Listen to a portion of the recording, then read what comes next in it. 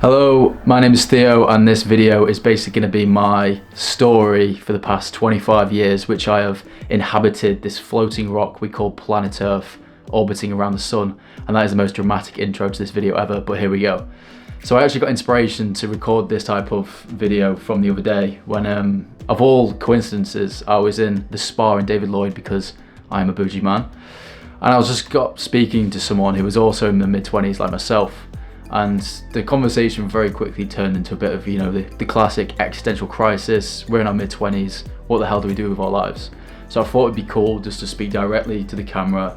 No crazy things going on, just pure one-to-one with you listening, just telling, mainly for myself, what I'm currently doing right now in my mid-20s, where I want to go, what I've done in my 25 years of life, mainly particularly after university, because I feel like university is a very generic experience. Like, I think where the most progression happens, where you really find yourself, is after university, in the stages later in your 22 to 25 or whatever, because I graduated the University of Sheffield in 2022 I believe, and it's now obviously nearly 2026, which is slightly scary to think about.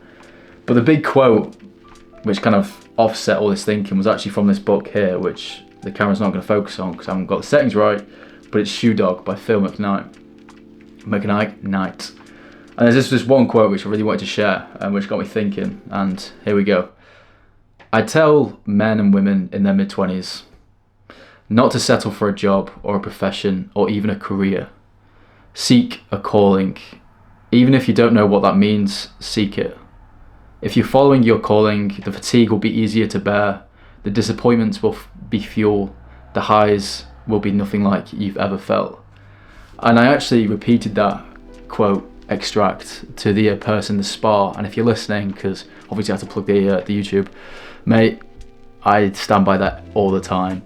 I started putting a camera in my face nearly a year ago, which is kind of also crazy to think about, and just that passion I've got recording things like this, I guess sharing at least something which people can either improve their lives with, or maybe you're watching this and thinking, hell no, I'm not going to do what he did. But anyway, I'd still like to share some advice, right? So let's go. 2022 is when we're going to kick this off. So like I said, straight after university, because I think it's a very generic cauldron pot of experiences. So after university, you're in your classic, oh shit, the 3-4 year holiday has ended, what the hell do I do with my life? So I studied business, and obviously like most degrees which aren't STEM related, or you're going to be a doctor or into medicine or dentistry, like you're in this very open space of, oh, what the hell do we do? So a little bit of backstory for myself. I spent the entire third year of university trying to join the Royal Marines as a young officer. Unfortunately, I didn't get into the cut.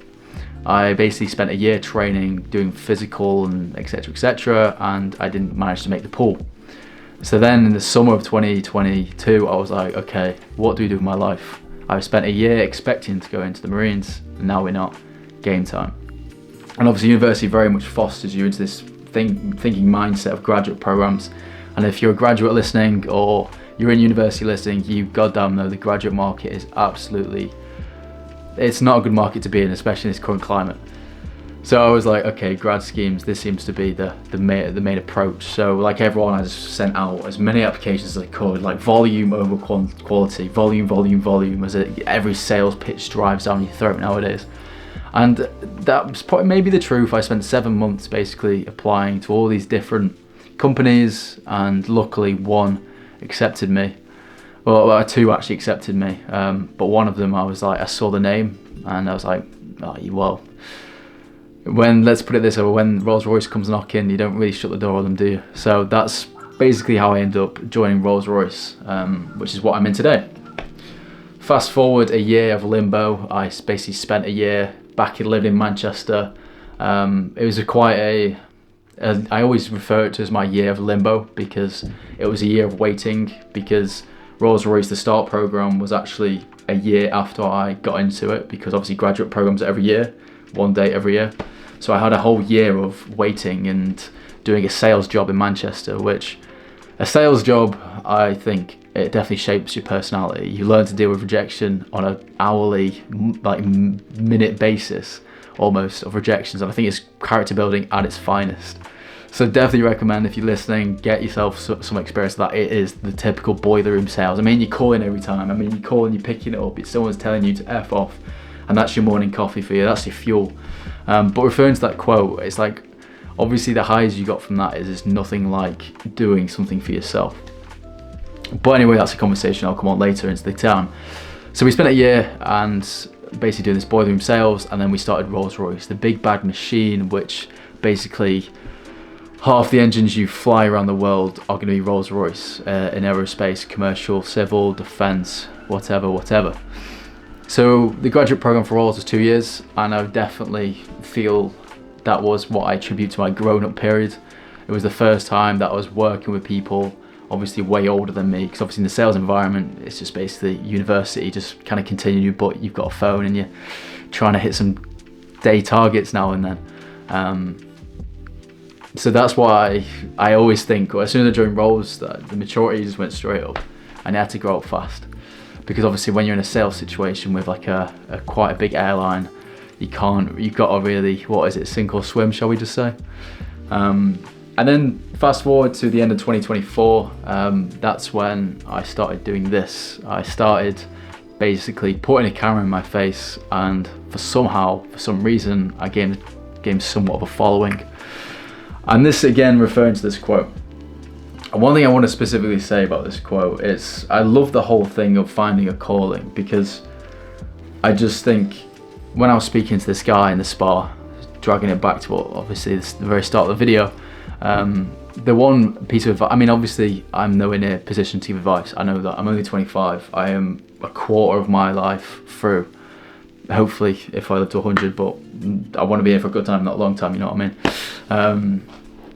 And I remember thinking, when I started doing this, I'm not even kidding. So there was a 2-week process where I wrote everything down, what video should I do, planning the year and all that. And then it got to the end of it, I was like, hang on a second.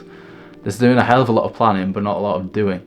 And I don't know, I can't describe the feeling, but it was like this energy I had, and it got me,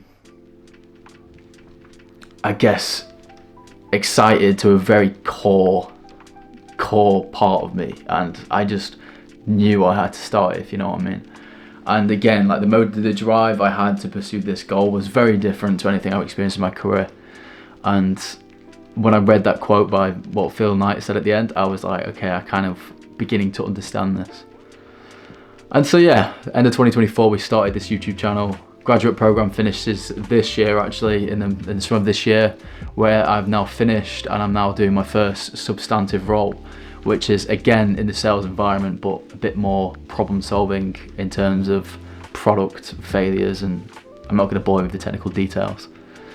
So that's really how I've got to where I am today, and I'm only 25.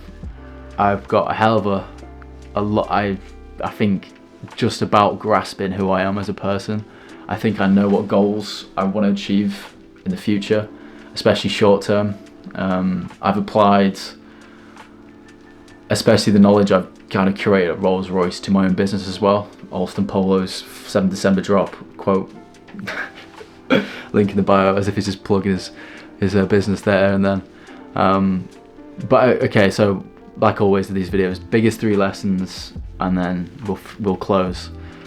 So I think one is, I'm going to steal Phil Knight's word, find that calling, find whatever makes you happy, because I think for my 25 years, if it makes you happy, you're going to wake up pursuing it every day, that little goal. You won't mind losing sleep on it, you won't mind waking up early to work on it, because the drive will always be there, the fire will always be fueled. And bringing it back, obviously the failures fuel the success, right? And the highs will never be like you've ever experienced. 2, surround yourself with good people. And all my friends I've kind of met along the journey, like for example in university, obviously amazing friends, my friends from back home, my friends I've met at Rolls-Royce, the friends I've met doing this, like people have been reaching out and asking stuff. It's been such a pleasure, like speaking to people. And I think one of the best things about meeting great people is when you just click with someone and you feel like I always feel like one of the purposes of being a human being is trying to find belonging, right? And it's such a nice feeling when you're in a group of people and you know your values are the same, and it's amazing. Like I said, I've met a lot of great people over the years, and I pride myself on that. And I think one of the best feelings is when you get one of your friend groups meet another friend group, and they all connect as well, because obviously it's that type of quality. So yeah, first one, find your passion, and number two is surround yourself with good people. And I think finally it will be, for me, it's got to be set the routines. I think one of the biggest drivers for me, one of the reasons why I've been able to get to where I am today, is just whatever goal I've had, I've worked towards it every single day. I don't really take a day off. I just get myself a routine, and once I'm in that routine, that's it. It's like butter. I'm like a well-oiled machine. I can just keep going and going. It's like the grad programs. For example, when I was searching to get onto roles, 7 months of applying, interviewing, countless no's, probably about 40 no's before even getting 2 yeses. And it's just to suck it up and realise it's not as easy as it always intends to be, right? I set up the business this year and I expect it to take 3-4 months, nearly taken best part of a year now, enter into production now, which was meant to be 3-4 months ago. There's always going to be something hurled at you, and it's really, how do you process that, get back up and get going, right? What's the Rocky quote? It doesn't matter how hard you get hit, it's about how hard you can get hit and keep moving forward. I like that one. I wrote that down when I was doing A-levels back in the day. That was on my big whiteboard. So I'd wake up every single morning and Rocky Balboa's quote, it's not about how hard you hit, it's about how hard you can get hit and keep moving forward. But yeah, thank you for listening to my TED Talk. Onwards and upwards. I mean, mum, dad, granddad, I know you guys watch these videos, so hello. And you never know, future me will obviously reflect on this. So hi, future Theo, let me know how it goes for the past couple of years. Obviously the business is going to succeed, obviously. So obviously you can always reflect on that. And maybe future wife and future kids, if we're going that far ahead. Jeez. Well, hello guys. This is your younger dad catching up. Probably looking a little bit younger than I am when I'm with you. Damn, that is very far down the line, but here we are. But thank you for listening. Keep your head up, everyone. Especially to this guy who I spoke to in the spa. Get your goals, pursue them, because the highs are going to be the best highs you've ever had, and the lows will just only fuel the highs. So enjoy your day if you're listening. On this planet Earth, we call the rocket orbiting the sun. And I'll catch you guys in the next one. Peace.